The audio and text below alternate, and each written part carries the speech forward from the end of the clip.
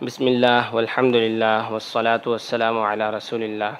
تاریخ امت مسلمہ، مصنف مولانا محمد اسماعیل ریحان، استاد تاریخ اسلام، جامعۃ الرشید۔ قسط نمبر 16، یہود سے پہلا معرکہ، غزوہ بنو قینقاع۔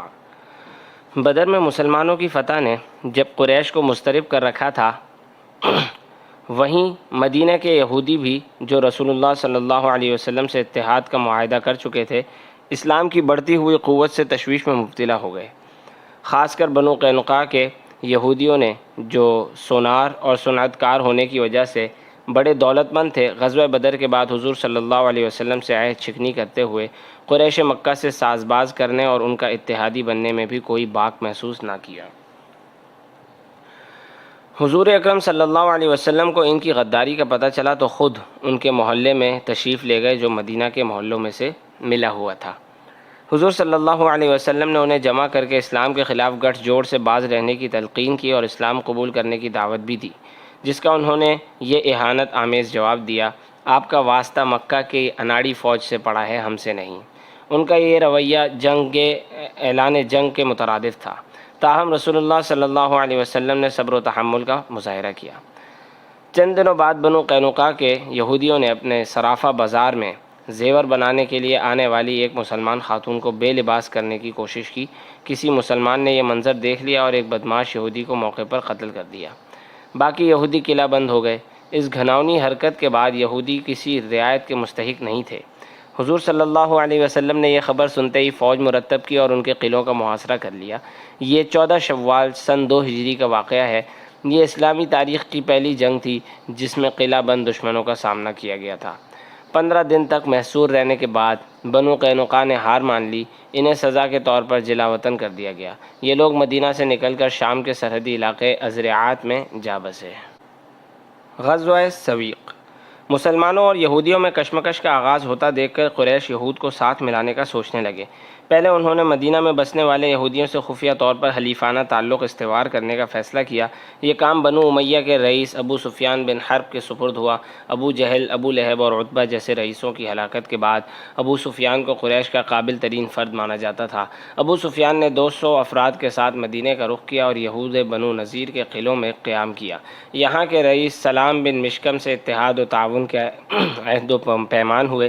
واپسی میں ابو سفیان نے جاتے جاتے مدینہ کے ایک نخلستان کو نظر آتش کیا اور ایک انصاری کو شہید کر دیا۔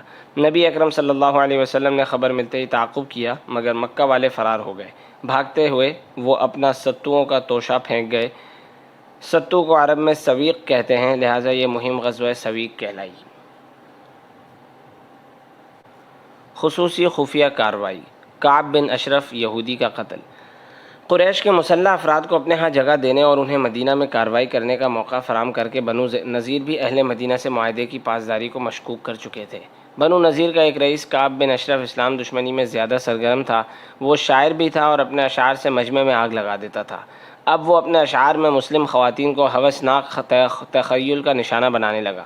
اس کی یا وہ گوئی سے نبی اکرم صلی اللہ علیہ وسلم بھی محفوظ نہ تھے۔ اس وقت اس نے حد ہی کر دی جب وہ مکہ جا کر قریش کے سرداروں سے ملا اور بدر کے مقتول مشرکین کی یاد میں ایسے دردناک اشعار کہے کہ حاضرین سراپا انتقام بن گئے۔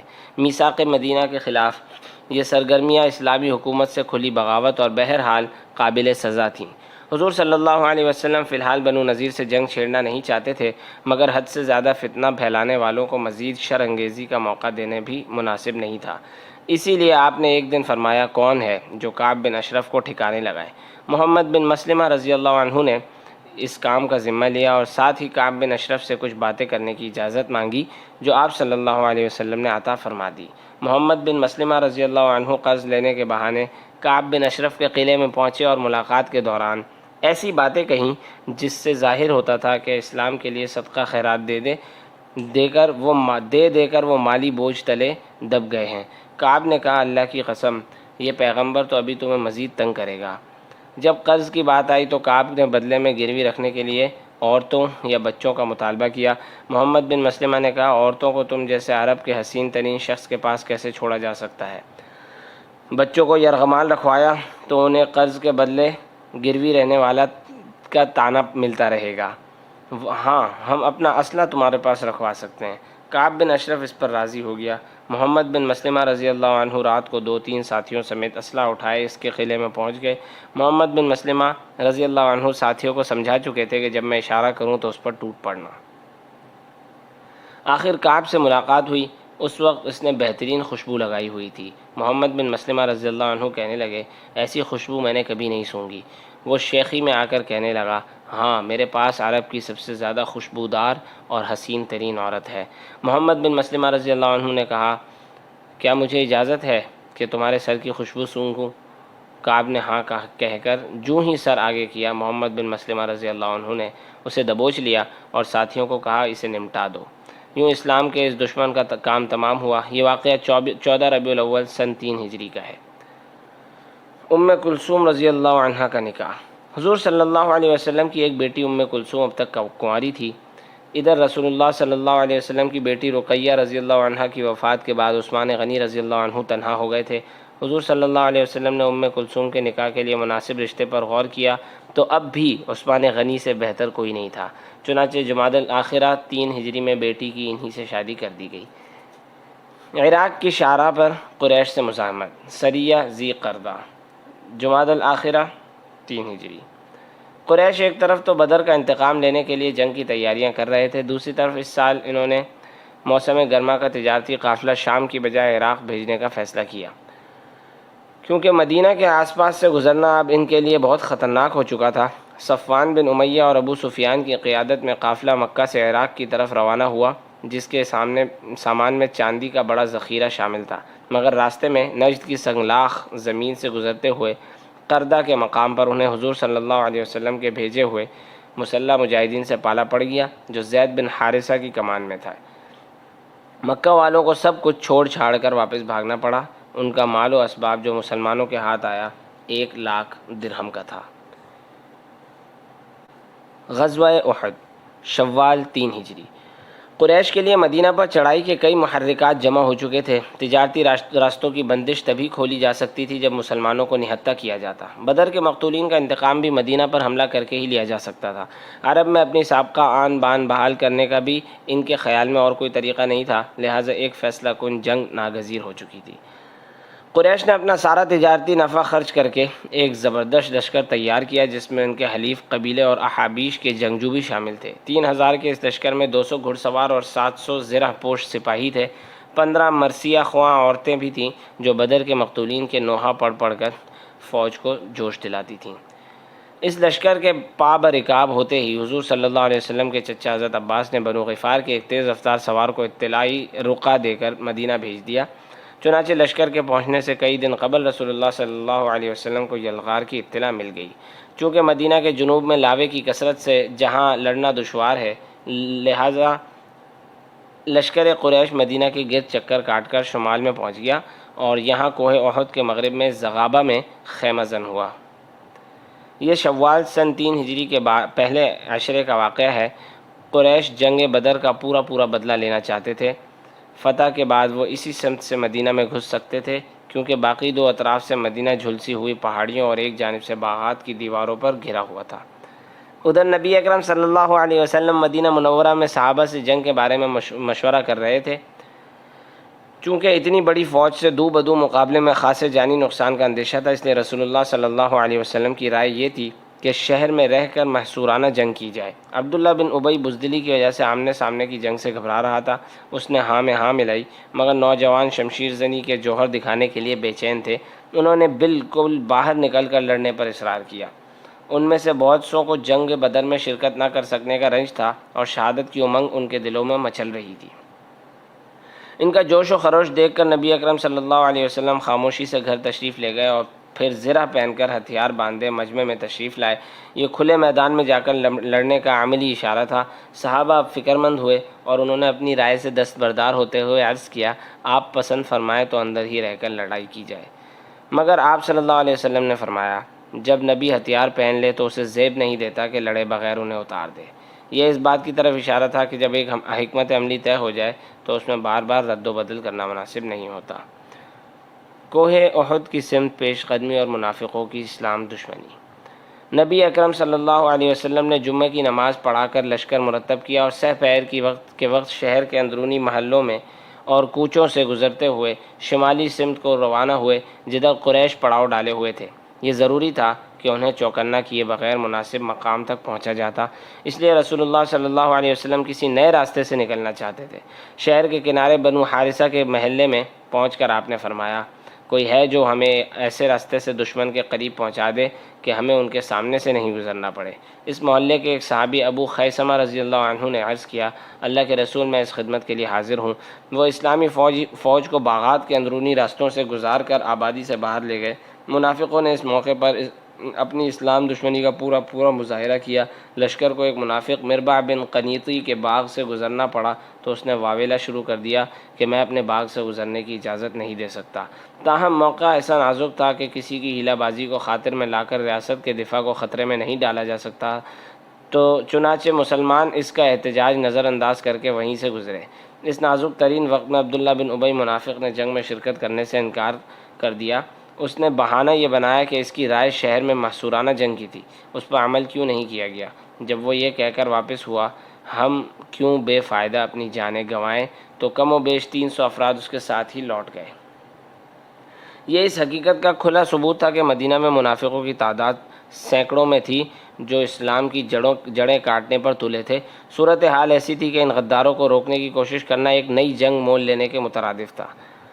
اس لیے حضور صلی اللہ علیہ وسلم نے خاموشی اختیار کی۔ لشکر کا 1/3 حصہ کم ہو گیا تھا، اب لگ بھگ 700 افراد رہ گئے تھے۔ اگر منافقین شروع سے لشکر کے ساتھ نہ چلتے تو اتنا حوصلہ شکنی نہ ہوتی، مگر اب ان کے اچانک چلے جانے سے اسلامی فوج کو سخت دھچکا لگا۔ مگر اللہ کی رحمت اور حضور صلی اللہ علیہ وسلم جیسے بے مثال قائد کی رہنمائی شامل حال تھی، اس لیے مسلمان ہمت نہیں ہارے۔ دفاعی حکمت عملی۔ در حقیقت مدینہ کو پہلے کبھی اتنی سنگین صورتحال کا سامنا نہیں کرنا پڑا تھا۔ جنگ بدر مدینہ سے 70 میل دور ہوئی تھی، لہٰذا شہر خطرے کی زد سے دور تھا، مگر اب طبل جنگ مدینہ کے دروازے پر بج رہا تھا۔ عددی لحاظ سے بھی صورتحال غزوہ بدر سے زیادہ نازک تھی۔ تب کفار 3 گنا تھے اور اب 4 گنا سے بھی زیادہ، کیونکہ عبداللہ بن ابی کے جانے کے بعد اسلامی فوج 700 کے لگ بھگ رہ گئی تھی، جبکہ قریش کے 3000 جوان شہر سے صرف 3 میل دور پڑاؤ ڈالے ہوئے تھے۔ اگر انہیں ڈر نہ ہوتا کہ اندر مسلح مسلمان خاصی تعداد میں ہیں تو شاید وہ شہر میں گھسنے سے گریز نہ کرتے، مگر اب ان کی حکمت عملی یہ تھی کہ پہلے کھلے میدان میں لڑ کر مسلمانوں کی مسلح افراد کی طاقت کا صفایا کر دیا جائے۔ لڑائی میں کامیابی کے امکانات بظاہر کم تھے، مگر حضور اقدس صلی اللہ علیہ وسلم ایمان، عزیمت، توکل اور شجاعت کی انتہا پر تھے اور دفاع کی ہر ممکنہ تدبیر پر غور کر رہے تھے۔ دوسری طرف قریش مدینہ کے باہر پڑاؤ ڈال کر بے فکر ہو گئے تھے۔ انہوں نے مدینہ سے باہر نکلنے والے رستوں کی ناکہ بندی کی بالکل ضرورت محسوس نہیں کی تھی۔ اسی طرح انہوں نے کسی موزوں میدان جنگ کی تلاش بھی ابھی اہم نہیں سمجھی۔ نبی اکرم صلی اللہ علیہ وسلم نے ان کی غفلت سے فائدہ اٹھایا اور قریش کے پڑاؤ کو اپنے بائیں ہاتھ پر چھوڑتے ہوئے شہر سے اتنا باہر نکل آئے کہ کوہ احد کے دامن میں پہنچ گئے۔ بظاہر یہ ایک خطرناک اقدام تھا، کیونکہ اب قریش تھوڑی سی مستعدی دکھا کر لشکر اسلام اور مدینہ کے درمیان حائل ہو سکتے تھے، لیکن رسول اللہ صلی اللہ علیہ وسلم کو یقین تھا کہ جنگ کا فیصلہ ہونے سے پہلے قریش مدینہ میں داخل ہونے کی جرات نہیں کریں گے، کیونکہ اس صورت میں لشکر اسلام انہیں پشت سے گھیر سکتا تھا۔ رسول اللہ صلی اللہ علیہ وسلم اپنی عددی کمی کو پیش نظر رکھتے ہوئے محسوس کر رہے تھے کہ کسی عام میدان میں جنگ جیتنا مشکل ہے، اس لیے آپ کو ایسے خاص مقام کی تلاش تھی جہاں اپنی قوت کو محفوظ رکھتے ہوئے دشمن پر جارحانہ حملہ کیا جا سکے۔ یہ تبھی ہو سکتا تھا جب پشت اور دائیں بائیں سے گھرنے کا خطرہ نہ ہوتا، اور ایسا احد پہاڑ کے دامن ہی میں ممکن تھا۔ یہ مدینہ کا سب سے بلند ترین پہاڑ جو شہر سے 4.25 کلومیٹر شمال میں واقع ہے، یہ جنوب مشرق سے شمال مشرق اس طرح پھیلا ہوا ہے کہ لمبائی 5 میل یعنی 8 کلومیٹر اور چوڑائی 2 میل یعنی 3.25 کلومیٹر تک چلی گئی ہے۔ اس موقع پر حضور صلی اللہ علیہ وسلم نے فوج کا از سر نو جائزہ لیا۔ عبداللہ بن عمر، اسامہ بن زید، زید بن ارقم، برہ بن عازب، زید بن ثابت اور ابو سعید خدری رضی اللہ عنہم صرف 14 سال کے تھے، مگر جہاد کے شوق میں ساتھ چلے آئے تھے۔ آپ صلی اللہ علیہ وسلم نے ان کو واپس فرما دیا۔ البتہ رافع بن خدیج رضی اللہ عنہ کو جو 15 سال کے تھے اس لیے قبول کر لیا کہ وہ اچھے تیر انداز تھے۔ آپ صلی اللہ علیہ وسلم نے انہیں تیر انداز دستے میں شامل فرما دیا۔ اسی طرح سمرہ بن جندب رضی اللہ عنہ کو بھی جو 15 سال کے تھے قبول فرما لیا، اس لیے کہ انہوں نے کشتی میں رافع کو پچھاڑ کر دکھایا تھا۔ ہفتہ 5 شوال سن 3 ہجری بمطابق 30 مارچ 625 عیسوی کو علی الصباح حضور صلی اللہ علیہ وسلم نے صف بندی اور مورچہ بندی اس طرح مکمل کر لی تھی کہ احد پہاڑ پشت پر تھا اور مدینہ منورہ بائیں ہاتھ پر۔ قریش کے لشکر کے نمایاں افراد۔ دن کا اجالا پھیلتے ہی لشکر قریش مسلمانوں کی طرف بڑھنے لگا۔ ان کے 2 ماہر جرنیل خالد بن ولید دائیں بازو کے اور عکرمہ بن ابو جہل بائیں بازو کے 100 گھڑ سواروں کی قیادت کر رہے تھے۔ خالد کی جنگی مہارت ضرب المثل تھی، جبکہ عکرمہ اپنے باپ ابو جہل کے خون کا بدلہ لینے کے لیے بے تاب تھا۔ ان میں ابو عامر راہب نامی مشہور درویش بھی تھا جو مدینہ کا باشندہ تھا اور اسلام سے پہلے عبادت اور ریاضت کی وجہ سے مشہور تھا۔ نبی اکرم صلی اللہ علیہ وسلم کی مدینہ تشریف آوری سے اس کی جعلی روحانیت کا بھرم کھلا تو وہ حسد و انتقام کی آگ میں جلنے لگا۔ اس کا تیش اس وقت اور بڑھ گیا جب اس کے بیٹے حنظلہ رضی اللہ عنہ نے بھی اسلام قبول کر لیا۔ تب ابو عامر اپنے چند چیلوں سمیت مکہ چلا گیا۔ آج وہ انتقام کی آگ بجھانے لشکر قریش میں شامل ہو کر آیا تھا۔ اس لشکر میں جبیر بن مطعم کے غلام وحشی بن حرب کو بھی شامل کیا گیا تھا، جسے نیزہ پھینک کر مارنے میں ایسی مہارت تھی کہ کبھی نشانہ چوکتا نہیں تھا۔ جبیر بن مطعم کو حضرت حمزہ رضی اللہ عنہ پر جنہوں نے جنگ بدر میں قریش کے سپہ سالار عتبہ کو موت کے گھاٹ اتارا تھا، سخت غصہ تھا۔ جبیر بن مطعم نے وحشی سے وعدہ کیا تھا کہ اگر وہ حمزہ کو قتل کر دے تو وہ اسے آزاد کر دے گا۔ قریش کی خواتین لشکر کے پیچھے دف بجا بجا کر یہ رزمیہ گیت گا رہی تھیں: ان تقبلوا نعانق ونفرش نمارق او تدبروا نفارق فراق غیر وامق۔ اگر تم پیش قدمی کرو گے تو ہم تمہیں گلے سے لگا لیں گی اور تمہارے لیے پھول دار بستر بچھائیں گی، لیکن تم پسپا ہوئے تو ہم تمہیں چھوڑ دیں گی، کسی لگاؤ کے بغیر ہمیشہ کے لیے جدا ہو جائیں گی۔ مسلمانوں کی صف بندی کے عسکری پہلو۔ مسلمان سارے کے سارے یا پیادہ تھے، صرف 2 افراد کے پاس گھوڑے تھے۔ دشمن کی فوج کے 200 گھڑ سوار کھلے میدان میں آسانی سے پیادوں پر حاوی ہو سکتے تھے۔ اسی لیے نبی اکرم صلی اللہ علیہ وسلم نے وادی کے کشادہ حصے زیادہ آگے جا کر صفیں باندھنے سے احتراز کیا تاکہ ضرورت پڑنے پر مسلمان پیچھے ہٹ کر اپنے معسکر میں آ جائیں، جہاں پہاڑی دیوار تقریباً نیم دائرے کی شکل میں کھڑی تھی۔ اس تنگ جگہ میں دشمن کے گھڑ سوار گھوڑوں کو آزادی سے چکر نہیں دے سکتے تھے، جبکہ مسلمان پیادے تیزی سے رخ بدل کر ان کو گھائل کر سکتے تھے۔ احد پہاڑ کی طرف پشت کر کے صف بندی میں یہ حکمت بھی تھی کہ اس طرح مسلمانوں کا منہ مغرب کی طرف تھا۔ اب دشمن کے سپاہی سامنے سے مشرق رو ہو کر ہی حملہ آور ہو سکتے تھے، اور ایسے میں سورج کی شعاعیں ان کی نگاہوں کو چندھیا کر انہیں ضرور پریشان کرتیں۔ مسلمانوں کی پشت پر اتنی دشوار گزار ڈھلوان تھی کہ اس پر گھوڑا چڑھانا ممکن نہیں تھا۔ ہاں، شکست کی صورت میں پاپ پیادہ مسلمان اس ڈھلوان پر چڑھ سکتے تھے اور قریشی گھڑ سواروں پر تیر اندازی اور سنگ باری کر کے خود کو بچا سکتے تھے۔ اگر عقب سے کوئی حملہ ممکن تھا تو صرف اس صورت میں جب قریش کا کوئی دستہ لمبا چکر کاٹ کر عقب میں آتا اور مسلمانوں کے بائیں بازو پر ٹوٹ پڑتا۔ اگرچہ ایسی کارروائی مشکل ضرور تھی مگر ناممکن نہیں۔ حضور صلی اللہ علیہ وسلم نے اس خطرے کو بروقت بھانپتے ہوئے ایک انوکھا فیصلہ کیا۔ میدان جنگ میں لشکر اسلام کی بائیں طرف پہاڑ سے خاصا دور ہٹ کر ایک لمبا چپٹا ٹیلا تھا۔ اس کے پچھلے سے معمولی بلندی تھی جس پر گھڑ سوار چڑھ سکتے تھے، البتہ اگلا حصہ جو میدان کی طرف تھا خاصا اونچا تھا۔ رسول اللہ صلی اللہ علیہ وسلم نے حضرت عبداللہ بن جبیر رضی اللہ عنہ کی کمان میں 50 تیر اندازوں کا ایک دستہ ایک ٹیلے پر مقرر کر دیا اور ہدایت دی کہ کسی حالت میں بھی اپنی جگہ مت چھوڑنا۔ یہ تیر انداز اس ٹیلے سے چاروں طرف دور دور تک دیکھ سکتے تھے۔ ان کے پیچھے کوہ احد تھا، بائیں ہاتھ پر مدینہ اور سامنے دشمن۔ ان کی موجودگی میں دشمن مسلمانوں پر پیچھے سے حملہ کرنے کے لیے ٹیلے کا چکر نہیں کاٹ سکتا تھا۔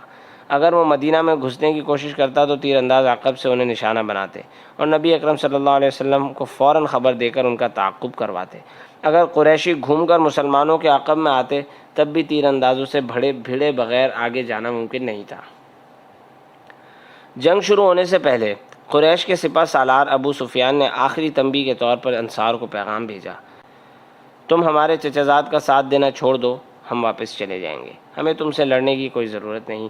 انصار نے اس پیغام کا سخت جواب دے کر قاصد کو لوٹا دیا۔ ابو دجانہ رضی اللہ عنہ کی دلیری اور انفرادی مقابلے۔ اب دونوں طرف کے لوگ عمومی حملے کے لیے تیار کھڑے تھے۔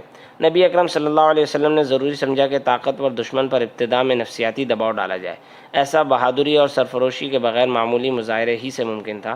اسی لیے جناب رسول اللہ صلی اللہ علیہ وسلم نے صحابہ اکرام کے جذبات کو ابھارتے ہوئے اپنی تلوار لہرائی اور فرمایا، اسے کون لے گا؟ کئی جانثاروں نے اپنے ہاتھ بڑھائے۔ رسول اللہ صلی اللہ علیہ وسلم نے تلوار پیچھے کر لی اور فرمایا، اس کا حق ادا کرنے کی ضمانت پر کون لے گا؟ انصار کے نامور شمشیر زن ابو دجانہ رضی اللہ عنہ کھڑے ہوئے اور پوچھا، حق سے کیا مراد ہے؟ فرمایا، اسے اتنا چلاؤ کہ خون سے رنگین ہو جائے۔ انہوں نے عرض کیا، میں حق ادا کرنے کی ضمانت لیتا ہوں۔ تلوار لیتے ہی انہوں نے سر پر سرخ پٹی باندھ لی۔ میدان میں اترتے وقت یہ ان کی عادت تھی۔ یہ دیکھ کر سب نے بے اختیار کہا، ابو دجانہ نے موت کی پٹی باندھ لی۔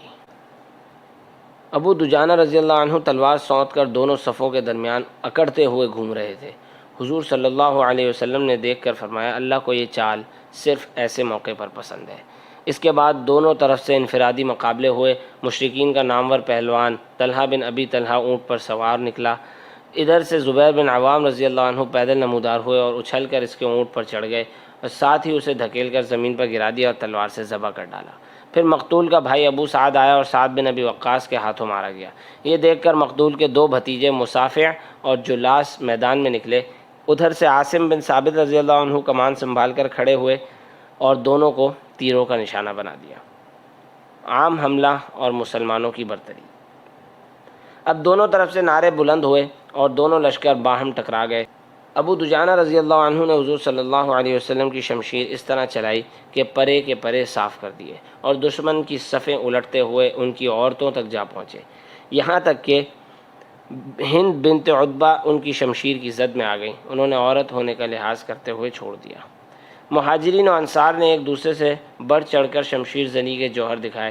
حضرت حمزہ رضی اللہ عنہ کے سامنے جو مشرک آتا تلوار کا لقمہ بن جاتا۔ ارتاد بن عبد شرحبیل اور سبا بن عبد العزہ جیسے سورما آنن فانن ان کے آگے ڈھیر ہو گئے۔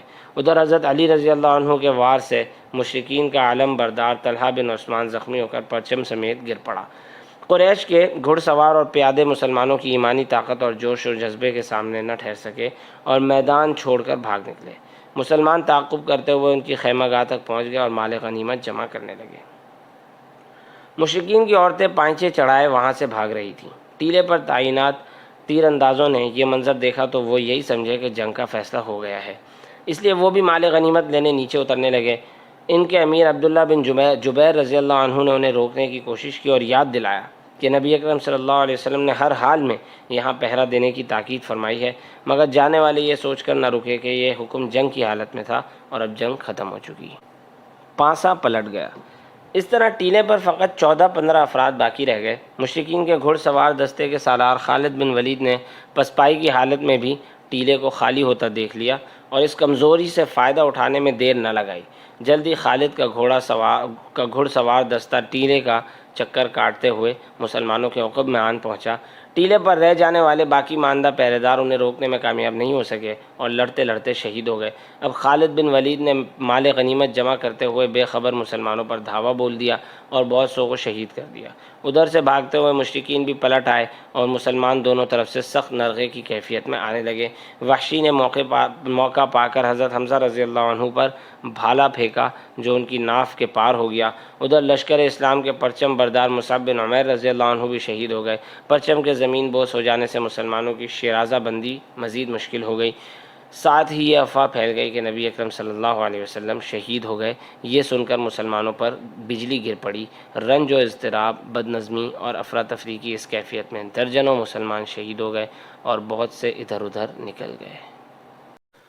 تو دوستوں، اگر آپ نے ابھی تک چینل سبسکرائب نہیں کیا تو ابھی چینل کو سبسکرائب کیجئے، اور ہاں، اگر آپ کو ویڈیو پسند آئی تو لائک اور کمنٹ کرنا نہ بھولیے گا۔